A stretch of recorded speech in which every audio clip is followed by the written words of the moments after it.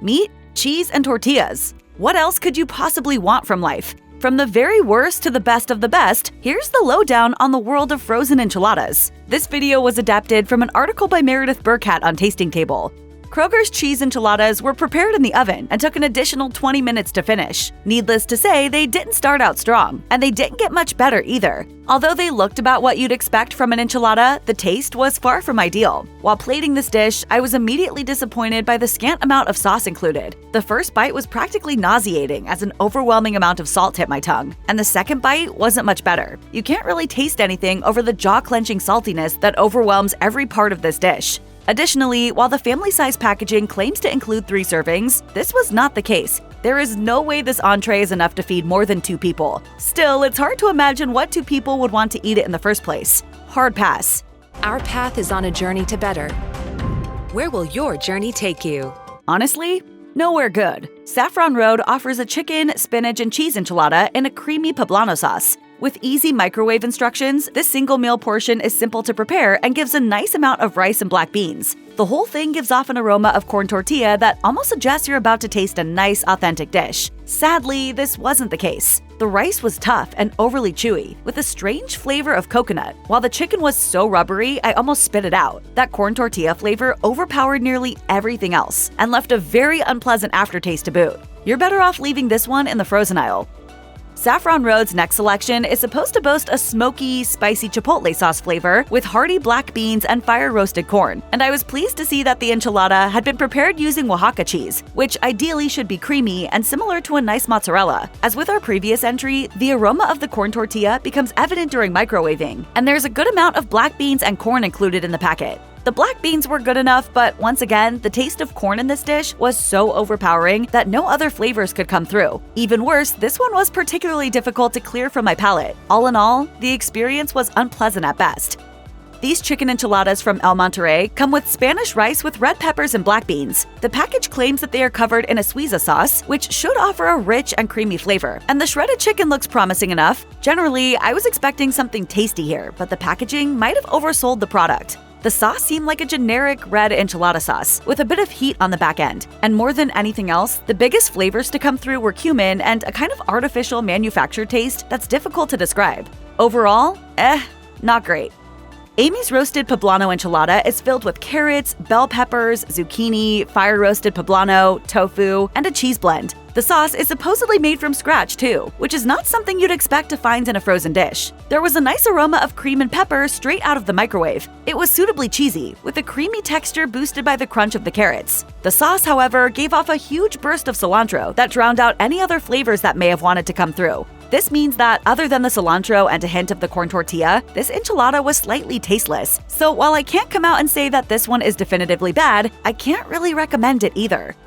The El Monterey cheese enchilada is accompanied by cilantro lime rice and a verde sauce that, for some reason, was nowhere near the color I expected. Besides the color being off, I was also shocked to see peas in the rice. It's a bold strategy, Cotton. Let's see if it pays off for them. The sauce was a little sweet and definitely had a pleasant tang, but there wasn't quite enough of it. The dish did carry a nice medium heat that didn't overstay its welcome, and the rice was well cooked. Meanwhile, the enchilada itself was visibly packed and full of cheese. Sadly, though, both the flavor of the cheese and corn tortilla were a little lost. And while the interesting combination of ingredients could have worked well, they might just as easily have crashed and burned. Frankly, all the flavors were so muted that you couldn't actually tell. For a long time, Stouffer's has offered decent family-portioned frozen entrees, so I expected their enchiladas to be on par with the rest of the brand's offerings, and I wasn't really wrong either. While this dish did have to cook about 10 minutes longer than the directions suggested, the enchiladas were twice as big as any of the others I tasted. Fresh from the oven, this dish is not particularly pleasing to look at, as the large enchiladas burst while cooking. There didn't look to be much sauce either, but the flavor was there and provided a rich taste. The Southwest-style rice is packed beneath each enchilada, giving it a nice bed of rice, peppers, and corn that offer both texture and taste in spades. The corn tortilla is thick and fluffy, which is great, even if it didn't offer up any flavor of its own. That said, while the enchiladas in this family pack were of a decent size, it's hard to say whether they'd feed 4 people. Overall, this is about as middle of the road as you'll find on the frozen enchilada market. Filling and generally tasty, if a little lacking in some areas.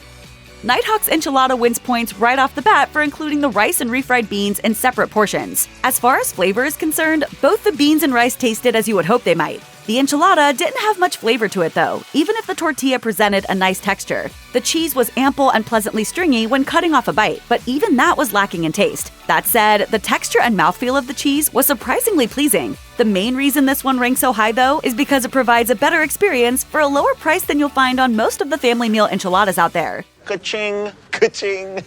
The El Monterey beef enchilada was a real turning point in this taste test. In just under a minute in the microwave, this dish offered a nice aroma, some decently stringy cheese, and a chipotle sauce that was sweet and smoky, if a little spicier than I anticipated. There was a rich flavor of paprika and red pepper, which didn't overpower the well-seasoned shredded beef. The Spanish rice was a tad on the chewy side, and the black beans were a little tight and chalky, but this dish actually tasted of what it claimed to include. And that's more that can be said for some offerings out there. Amy's enchiladas have a lovely look to them. There's an ample amount of sauce that thickens while cooking, and the black beans come out soft and flavorful. Meanwhile, the accompanying vegetables cook up nice and firm with a little bit of spiciness coming through. While not advertised as such, the sauce tastes like a mole sauce with a touch of sweetness and a pleasing heat on the back end. This one was quite savory and enjoyable to taste. As far as vegetarian options go, it's not a bad option, even if I was left wanting just a little bit more. Steak enchiladas aren't particularly common on the market, and I was keen to find out how El Monterey's might compare to their shredded beef version. Well, I'm happy to report that it really stood out from the rest. The shredded steak was hearty and had a great smoke taste to it. Both in texture and taste, it set itself apart from a shredded beef alternative. The chipotle sauce was creamy and slightly sweet, and while I found the rice to be a bit bland for a Spanish style, I didn't really miss it either. There was a nice medium heat, and the corn tortilla tasted authentic without being overwhelming. Definitely a solid execution on El Monterey's part.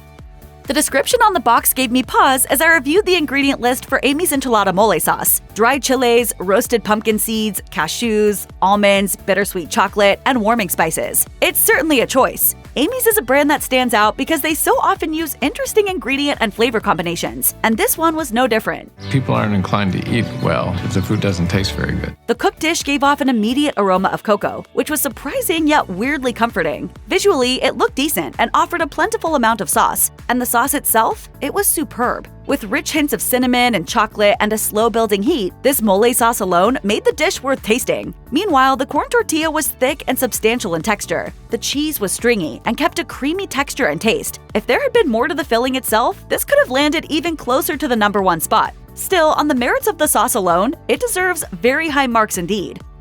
At first glance, Nighthawk's beef enchilada may not have been the most visually appetizing option, and my hopes for the taste were quite low. Surprisingly enough though, the beef and beef sauce were both substantial and well seasoned. Additionally, the refried beans were creamy and tasted very close to something of restaurant quality. The rice was even cooked correctly and had a pleasant hint of Spanish flavor. The corn tortilla came through but wasn't overpowering, and it had no artificial taste. Unfortunately, the sauce didn't really carry an enchilada-style flavor to it. Although tasty, it lacks a bit of spice and smoke. Just placing Hungry Man's enchiladas in your shopping cart will take you back to the days of frozen TV dinners. Swanson's cooking just for you.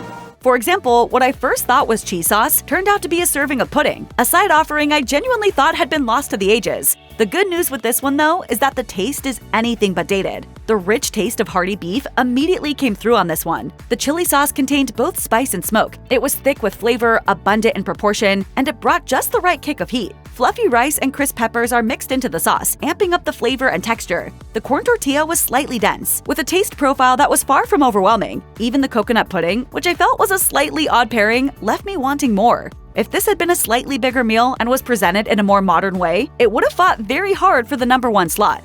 Trader Joe's own enchiladas are beautifully presented, with bright red peppers and dark green onions setting atop a lovely muted green salsa verde. And this one tasted just as good as it looked, too. The chicken was plump and juicy with a fresh-cut texture, and the vegetables offer an immense amount of flavor. The sauce isn't too thick and holds a palate-pleasing sweetness with an appropriate amount of spice. The cumin is warm but not overwhelming. The tortillas are thick and hearty, giving only a slight corn taste, and the enchiladas themselves were of a decent size. Arguably, this is actually too much for a single portion. With an easy rice or bean addition, it would feed 2 people with ease. For the price, amount, and taste profile, this is hands down the winner in the battle of the frozen enchiladas.